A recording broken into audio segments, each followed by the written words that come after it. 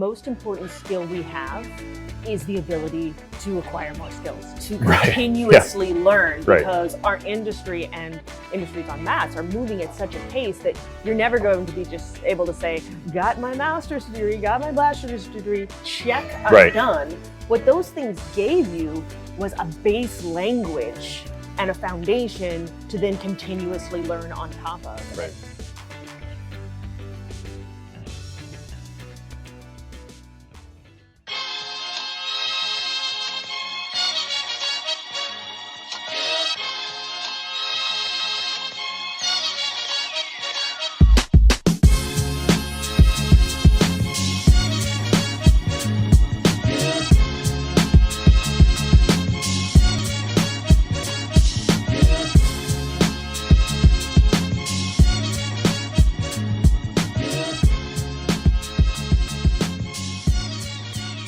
Hey, Meriah. Hey, Thanks so much for being here. thanks for inviting me to have a beverage with you. Of course, of course. So you have many talents. One is singing. So I'm going to get right to it. You have a gorgeous voice. I've heard you sing at like weddings and all kinds of stuff, which is really cool. Aside from being a mom, aside from being a design leader at USAA, you sing. When did you start singing? Gosh, I've been singing since I was little. Yeah. And then I was in a music production company and a band for a really long time. But these days, mostly I sing in the shower, the Right. car, and lullabies to my little babies. That's adorable. So what are the lullabies? What's the go-to songs? My go-to songs are always jazz songs, whether that's Okay. for me or for them. So for the boys, I always sing, there's a song, I know the Nancy Wilson version of it. It's close your eyes, rest your head on my shoulder and sleep. And they Yes. love it. I love it. It's amazing. Or Willow Weep for Me, or The Nearness of You. Those Okay. are my kind of like, That's awesome. I could go on and on. Any Nancy Wilson or Ella Fitzgerald or Etta James song. Yes, check. I remember this moment when I was 16 years old, and I actually kind of broke down and cried. And it was this combination, it wasn't about singing, it was this combination of whether it was illustration or dancing or singing. I kind of just realized that he didn't cut it anymore. Mm-hmm. And that I was on this kind of steady level of progression, which was rather slow. Right. And suddenly I was being held to a adult bar. And your picture wasn't on the refrigerator anymore, metaphorically. Right. And so whatever it wasn't good enough. And that switch, How old were you now? I think I was about somewhere between 14 and 16. Oh, wow. And it was just really tangible for me. Oh, sure. And I was like, cute doesn't cut it anymore. Right. I have to nothing I do is good enough. There could be some insecurities there. Like we actually talked about this recently, which is funny. And there's things that you go and do and you want to do and excel at, whether it's like I go to the bouldering gym downtown and it's like, well, I'm not a great climber. There's guys in there 10 times better than me. I don't even want to start. I don't want to look like an idiot, but no one gives a shit. You know what I mean? It's just climb. No one cares. Like if you fall, you're in there just having a good time. And you can apply that to a lot of like our industry and a lot of just life in general. Like you're saying, you care so much more about your failures or insecurities or what is wrong with what you're doing, or you're not as good as that person. And for the most part, you're shooting yourself in the foot before you even take a first step. Any moment where we're concerned with what we look like, we're not doing our best. We're giving some portion of our energy to that question. And Right. guess what? Nobody else in the room is looking at you. Nobody else. They're thinking about what they look like. Right. And I think that's the thing I love about getting older is you just stop caring and kind of relax into Right. this. Yeah, I've got wrinkles. Yeah, I've got a baby belly. Yeah, I'm not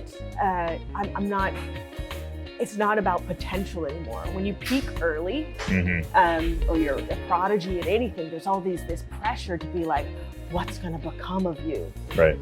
I'm just gonna become myself.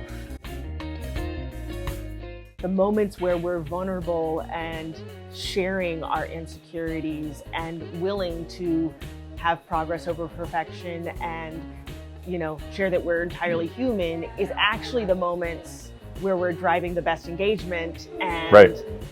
Having a very real dialogue. Mm-hmm.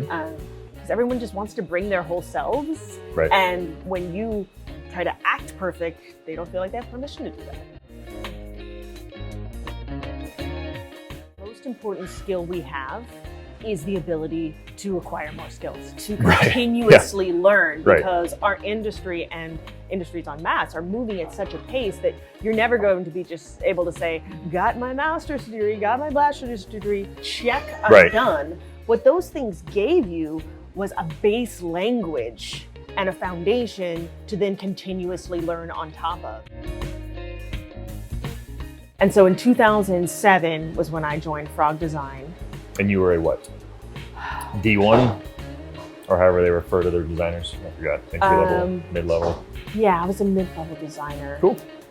When I joined, I thought I was ready to be a senior because I'd led teams before, but not in their book. Oh, I thought I was a senior well before I needed to be. You're just like, I know this design Everybody thing. does. Why am I not being paid what he's being paid or she's being paid? But I think the thing was, they were right. I'd never done the client side of the house. And while I knew things that folks who only grow up in agencies didn't know about development and delivery, I learned so much around client management, communication, presentation, storytelling, and the core of design itself, right? Enterprise software in the mid-2000s we were doing some good things, but it wasn't demanding, the level of quality that Frog demanded. Yeah. We are now in the transition to the USAA world. Yeah. So when you left Frog, why did you leave Frog? What's going on? I loved my time at Frog. I grew so much there. I had great connections, met my husband. Yes. I enjoyed my time so much, but towards the end, not in the middle, between some of the clients, one of my biggest clients at Frog was Disney. I got to work with them for almost 4 years. Wow. We grew a team of 50, which was like one of the biggest teams that Frog had ever had. Yeah. We were a whole floor at one point. That's amazing. It was fantastic work. And when I looked towards the end of the time, I knew that was more of the type of work I wanted to do, right? That brought that consumer experience and true delivery to life. So I knew I wasn't going to go to another consultancy.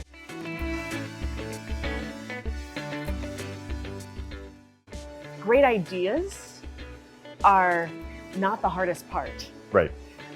Those are actually the easiest part. It's what it takes to actually deliver something and bring something to life in the world, not just from a software perspective, but from a management, product, alignment, executive sponsorship, all of those things is actually the hardest part.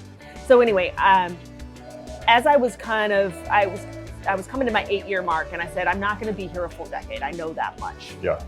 I was pregnant with my first child, and a client who was previously at Capital One, who had been a client of mine before, called me up and he said, I'm moving to Texas and I'm going to this company and you have to come work for me. Yeah. And I said, okay, I don't think I want to be in financial services, but I'll have, breakfast and we can talk about your strategy and, imagine how you're setting this stuff up. Yeah. And so that was in spring of 2015, and then in the fall of 2015, post, baby and those things, that's when I actually joined. I think the challenge that I see, and I hear this at most large companies, when I talk to my peers who are doing this at other financial services institutions or other institutions that are large companies in general, is that it can't be anymore about the incremental value of that particular project, because as many projects as die in consulting, which is almost 90% of them, or change so much form that you don't recognize them anymore. Actually, almost that many die inside as well. So I'm a challenge on that idea of value being important, that it's delivered right away, right? Because I think that the same way your values change as you age, one of the things that's changed for me is this importance of resilience. And that, yes, many individual projects will die on the vine, but if the value of design is not necessarily just the artifacts we deliver or the products that we help create, it really is the way the business is done, then that is a much longer game. And it takes continuous pressure and retacking and approaching the problem from different angles. And it isn't a clear and linear path to success. And so I think that frustrates a lot of designers as we're in the throes of it, and my thing didn't make it to market, or this executive canceled our meeting, or whatever it is, right? It can feel like crap. Oh, absolutely. But if you elevate your perception of what you're in it for, then you realize that maybe it's a longer game. For me, it's always about grounding and being a servant, right? My job is not to lead their work. They've got creative directors to do that. They've got executive directors to do that. My job is to be an ear and to see these macro patterns that help us bring better product to market, that drive efficiency across the business. I know it sounds like a huge team, but we're actually one of the smallest teams at the company that sees the breadth of work that we do. Right? You imagine, like, the developers, it's thousands, and everybody's super distributed. And so we're one of the only centralized teams, even though we work in a very kind of deployed, on the ground manner. And that is this opportunity to say, hey, this way that we're presenting 3 options for an auto insurance quote over here is the way we should present 3 options for a life insurance quote over here. Maybe, with context and all of those things. But I can't tell you how many times I run into separate initiatives that should just be smashed together. So we're helping, in that way it is, right, the value of design is not necessarily the screens or the pixels. It's this intentionality.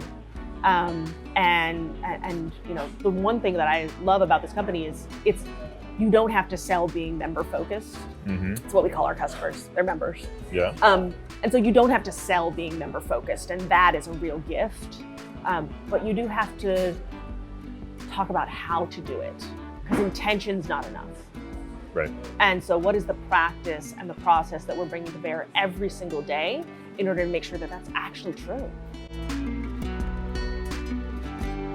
So we're gonna jump a little to your mentors and who you kind of follow. Who were the people in your life earlier on that really impacted you to make the decisions you made, to make the jumps you made, the confidence you made, the woman you're becoming, or are, whatever. The woman you're still growing into. We're always becoming. That's right. So tell me a little bit about that. I mean, original, I definitely have to, my mom. And oh, mama. There's things, from when I was in preschool and the first time I came home and had a bully story, and she was like, it's up to you to not play victim. You decide how you handle this. Have empathy, because she's just scared you won't be her friend, and then tell her you won't be her friend if she keeps treating you this way. And patted me on my back and sent me back out there to deal with it myself. And that was, just so indicative of the way that she raised me. And that continued throughout my life. And we've had tons of issues, lots of challenges, but I think that I have seen through age how many of her original lessons are still serving me today. And I really appreciate that. In terms of mentorship, I've had many over the years. I think from Jeff Williams, who was a creative director at Frog, to Doreen Lorenzo, to my first dev manager at True, who was this amazing woman, Jenny Hoff, that I really looked up to, and she was the only other woman in the department except for me. And You know? but I think that where people get hung up on mentorship is they're waiting for a Yoda, right? They want Right. this one person that can be all things to them. There is no try. That doesn't exist. Right. No one's going to be all things to you. Right. And no one's going to help create your path and tell you exactly what the next best step Life is. has to be just like Star Wars, or there is no life. So I'm really big, I'll take, Star Wars, but We said Yoda, you started it. No, I gotta go back then. If we're gonna go sci-fi on it, We'll go somewhere else. Jean-Luc Picard on leadership. Okay. Oh yeah. All right. Well, I gotta shave my head then, Even though it's halfway there. He's But so amazing. So amazing. No, I mean, I was a Star Trek junkie as a kid, and the original, so that he was what? He's Next Generation. He was Next Generation. Not Kirk. Kirk's a cowboy and an asshole. I do not respect him as a leader. See, my parents grew up on that guy. That was their Game of Thrones growing up. Like, they went and would turn their TV on and wait for those episodes, and they would have people over. That just is amazing for me. And you look at it now and you're like, wow, the quality is what it is. But back then, 60s, 70s, whatever the hell it was, it's amazing. That was Star Trek Next Generation for me. Yeah.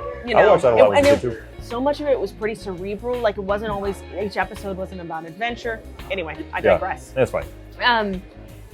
Back to Star Wars. I believe so much in this idea of verse mentorship, or topical mentorship, or time box mentorship. Yeah. And so it's one of the things I talk a lot about with folks today is don't try to find your be all of everything, right? Do lots of bursts. And then out of that, you might figure out your board of directors. Right. And, that's a cool way to put it. And some of them will stick and some of them won't, and some of them will be long spans and you only talk to them once a year, but that still counts. Right. And so I think that the frame that we have, that so many of us have when we're young around mentorship, it doesn't serve us. Right. And so I think shifting that is a really healthy thing. I have a godfather, Morris Satowski, who's a pro golfer. And he just wrapped up on the Champions Tour a handful of years ago. Amazing putter, amazing golfer. He did really well. And I was unbelievably fortunate enough to have him as not only a godfather, but as a golf instructor, which I did not take advantage of. I was an asshole. I loved when he and I would go out to the range, but I was at a place in my life when I was much younger where I was learning at school, I was doing things, the interest was there. And I think after the lesson was done, I was like, wow, all of these new tools that I've just acquired. But during it, it's just like, I just want to do something. I want to play Nintendo. I want to do something else, right? But one of the things that stuck with me the most to this day, and I want to thank him 100% on this, and he'll see this video and I love him to death, is I was out on the driving range with him and I was 15, 16 years old, I don't know. And I was getting mad. Just scuffing it or not hitting it well, just being a little baby about it. And this is a professional golfer next to me. And he's like, why are you getting mad? I'm like, well, I suck. I'm not hitting it well. I'm slicing, fading, whatever. And he's like, well, are you out here 4, 5, 6 hours a day practicing? Looking at your swing? Are you putting 1,000 balls a week or whatever number? Are you chipping around the greens? Are you hitting your driver? Are you doing all of these things in order to better your game? No. You don't have the right to be upset. Yeah. It's a good reframe. 20 years have gone by and I have yet to not reflect on that comment when I'm learning something new. Mm-hmm. And it's amazing. It's like you don't have the right to get all pissy about it unless you work. It's so in our world, right? It's so relevant because so many of us are looking at that outcome. Yeah. And guess what? Work's supposed to feel like work. Right. Yes, you should be inspired. Yes, you should be engaged. Yes, you should be doing something that is meaningful to you. But there are times it's always going to suck. Yeah. And your job is to push through that such that you can see those benefits. And if you're not willing to push through that, then don't demand the benefits. Right. we're in a very interesting climate right now. Yeah. A lot has happened in the past few years, 2 years, 3 years, whatever, with a lot of the Me Too and a lot of the meatier things happening, a lot of the heavier news elements happening. But before that, obviously, it's always been a problem or an issue, problem, issue, whatever. Dating back to clubbing you over the head and throwing you over my shoulder. That's horrible. Anyways, that's where it started, right? No, I'm just kidding. It has always been a problem. One of the ways that I joke, I personally judged this across my career, right, is when I was younger, I was always the only person ever in the bathroom. Right. The bathroom test. I could sing, I could hang out in there, just kind of like, it was a place to relax. Sorry. My beard just like shot me in the face. Keep going. keep going. And now, like, no, the stalls are full. The Right. bathroom's busy. It's delightful. So every once in a while you gotta wait. Right. Most of my life, I will never wait in the line or the bathroom. But at work, I'm always kind of like, yes. Right. The bathroom's full. The sign. Progress. That is the funniest, like, the bathroom test. If you go to a company, so go to your company, everyone. Go to the bathroom. Well, if you're a woman, go to your bathroom, see what's going on. And if you're in there by yourself, then... Especially at like an executive offsite or a leadership meeting, and the bathroom's still busy, yeah, you should feel proud. That's amazing. So I'll tell you, one of my ways dealing with this when I was early on in my career, as with every single woman ever, especially in tech, right? I've dealt with things. Yeah. We all have. And what I came to realize is that my early coping mechanisms weren't enough as I became a leader. So my early coping mechanism was basically forgetting that I was a woman. Right. And bringing my whole self, and anytime that I felt like I rubbed up against something that was because I was a woman, I gave it no second thought and I just pushed through whatever that was. And that doesn't mean that I didn't interact with things, right? I had a client at one point, I was asked off the project because he couldn't deal with a woman with opinions. And pretty much, like, his whole team said so. And bold, sir. Very bold. There's been plenty of moments, but my way of, right, I was like, good, I would rather not work on your project also. Yeah. And in that case, I had other work to go on to, and that was Sure. great. But one of the things I've realized as I've come into more of a leadership position is that a narrative of just ignore it definitely doesn't work. Yeah. Both on my part as a leader and to give other people as advice. And I think the thing is that, I try to take a bit more of a macro view of whether it's, like, yes, my particular flavor is that I am a woman. We're not really a minority. We're half the population.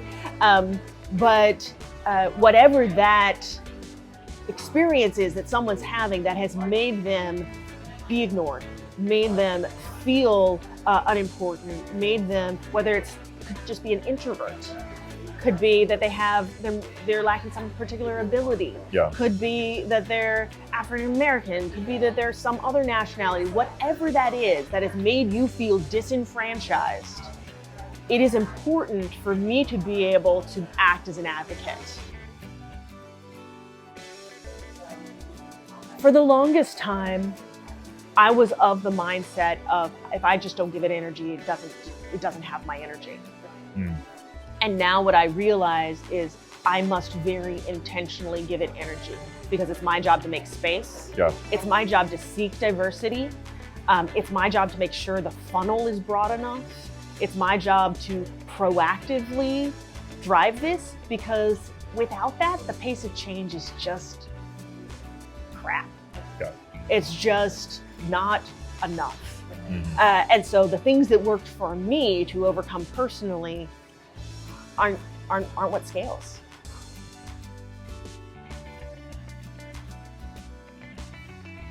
I've been talking more macro. Yeah. But I think you're talking about like an individual who's having some kind of challenge. What's advice for them personally? What do they need to do? I think number one is find your advocates because they already exist within your organization. Number two is, yes, you should focus on it and definitely call out injustice where it exists. But at the same time, if say you're at a meeting table and you're really aware of the fact that you're the only woman in this meeting, you don't need to make some joke about it. You don't need to feel like you need to shut up because of it.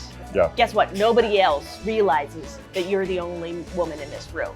Right. And so in that particular instance, it is your job to remove that as an impediment.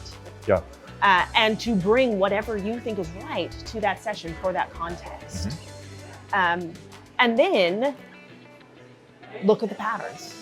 And once you see patterns of what is driving success across any of your peers, have open conversation with a mentor, with a manager around how you can create more awareness. One of the things that I suffered from early on was lack of self-advocacy.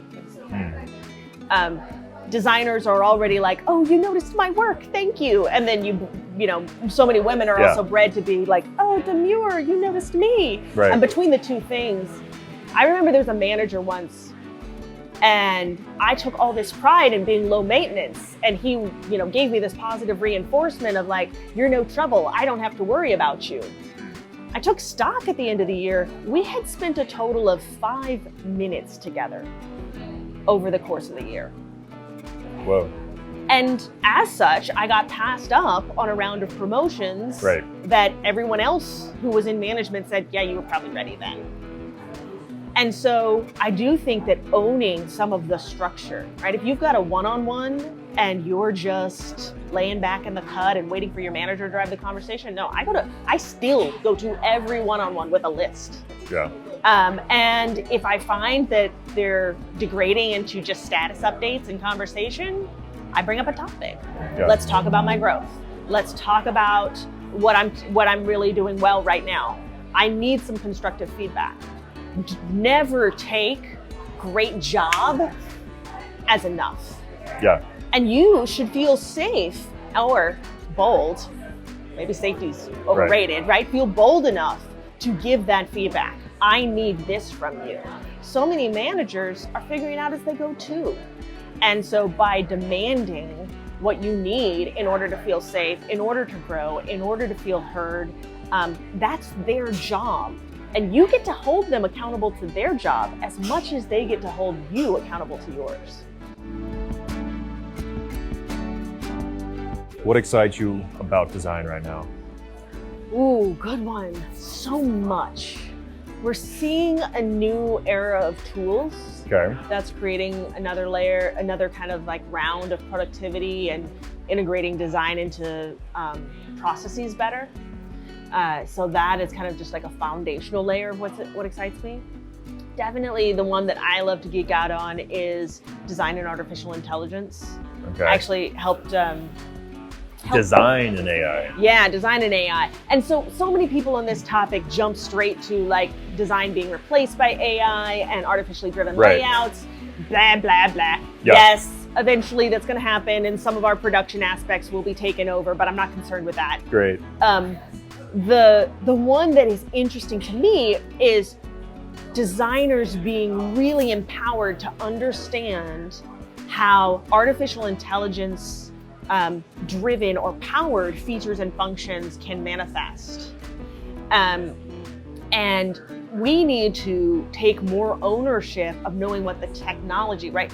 Technology in so many cases is our medium. Yeah. And it's all of our responsibility to know our medium.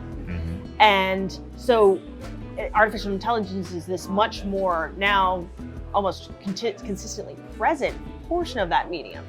And so whether it's how the algorithm underneath the covers is driving this recommendation or what concept could I introduce that would be feasible with the data set we have, or how can I imagine something that would really impact the members based on the research I've done that maybe the AI team or the data team wouldn't even think of on their own. And today, for far too often, I feel like designers are treating that as this like magic black box. Right. It's not magic black box. And so often, even basic fundamental algorithms can get you a lot of the way to where we want to go. And you really only need artificial intelligence in learning when you're macro data sets and better trying to find those bigger patterns over time. Yeah. So this is one that I'm super geeky about and very excited. Geeky's good. And I think that we've only scratched the surface as designers around being a part of that conversation. Yeah. And that's the aspect that I find the most interesting is we fundamentally know what React Web Services are capable of, what the iPhone can do. Yeah. And so we are able to use, I remember when location awareness first came on the market. And we were like, well, and everybody's concepts for like the first year were all like, and then we know your location, so we tell you this, and we know this, so we tell you that. And now we're just eating it up. And then now we're like, I don't want that anymore. Well, but now imagine. Not that we have a choice. 1,000 other factors that can drive context. Yeah. And that being dynamically driven. And right now, most designers are just fast following Google or other competitors to say, well, something like this. Right. The thing that I'm enjoying is how designers are having to expand their skill set. Yeah. And I remember early on, right, there was mobile designers and they were really specialized. And now these days, it's kind of like everyone has some level of mobile experience and some people still rock it harder than others. Yeah. But I think that's where we're all going to be with some of these other specialties. There'll be specialties first, and then we all have to have some baseline of those capabilities to design in those mediums. Yeah. And the challenge is, as we explore them at scale, how do we make something that is usable because the affordances are different or the affordances aren't there? And we've had so much time to normalize on what the right indicators are on the screen. Yeah. And so it's going to take us a while to normalize on what these things are. I mean, as much as I love voice interaction, you still find the majority of people using like 2 or 3 skills because it's only the ones they can remember and it's not conversational yet. But as artificial intelligence pushes further into that space, not just to do the voice recognition, but to do the learning of that response and that conversational aspect, right? That's the difference between Alexa and Google Home. Google Home can have a conversation, Alexa you just speak to. Right. And I think we're going to continue to see those next leaps until we actually live in Star Trek. All the way back to the beginning. Yes. I mean, that's what's so funny to me is you see these shows back in the 60s, 70s, even like your Metropolis or whatever it was. Yeah. Your old movies. 30s? It's like teens or 20s, wasn't it? That's an old 20s, one. I think. Anyways, yes. Old movie. They're pushing the boundaries of sci-fi. You're looking at, more recently, obviously, your Star Treks in the 60s, 70s, where giant screens, flip phones, communicators. Let's move away from the tasers and stuff. Well, we have tasers and firearms, but it's just such a funny thing to see sci-fi coming to life. And we're at that age now where there's such a merger of technologies.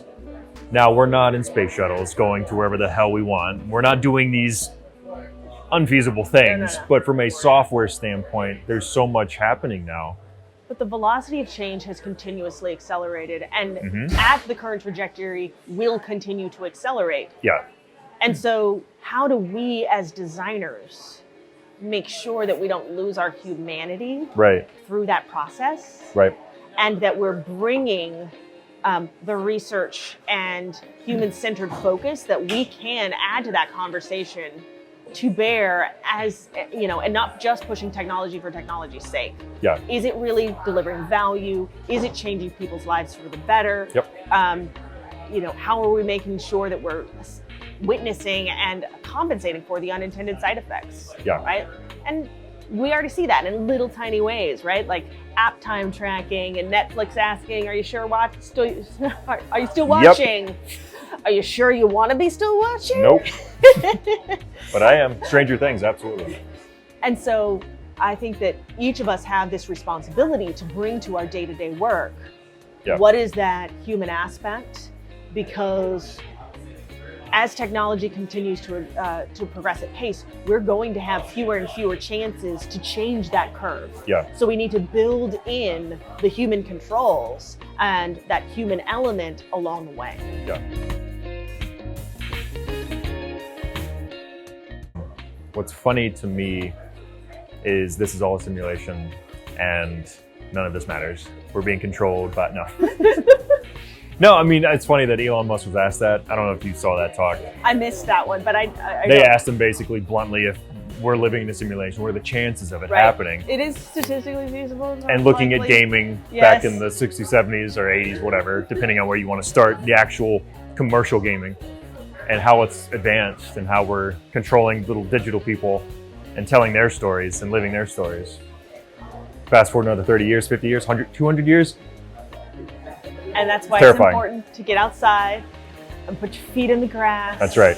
And hug your family and appreciate the air. Yep. And taste a fresh tomato. The ones and zeros tomato, yes. If it's a game, at least enjoy it. Exactly. And if it's not, let's not mess it up too bad. All right. I think we're good. Thank you so much for being here. You've been incredible. Thank you. One more cheers. Yes. Thank you so for much. the time together. Absolutely. This has been great.